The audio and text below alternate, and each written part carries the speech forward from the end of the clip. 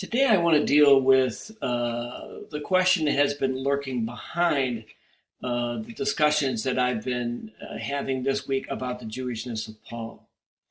That question is this: why is it important to understand that Paul was a Jew? That, as one of the authors that I read stated at one time, Paul lived and died a Jew. Why is that important? Well, I think there are several reasons. There's two of them that I want to point to for just a moment. The first is that understanding the Jewishness of Paul helps us to come to terms with some of the apparent inconsistencies and even contradictions in his letters. So there is first the Damascus experience, which might look as though it was a conversion from Judaism to Christianity. It was not.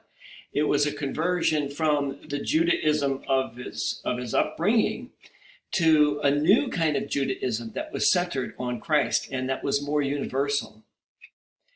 It also helps us to understand some of the things that Paul says about the law, that Christ has done away with the old law and all those kinds of things.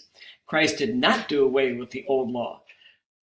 What Paul believed Christ did was to make the Torah, the law, especially the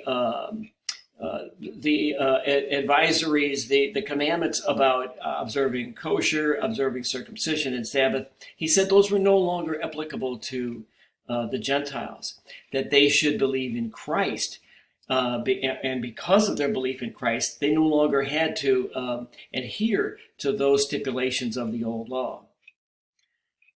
But second, and I think even more important, is that over time, there developed some very seriously anti-Semitic interpretations of Paul, as though Paul were saying that Christianity is superior to Judaism, and that Judaism is no longer necessary, that Judaism is inferior. Paul in no way ever said that.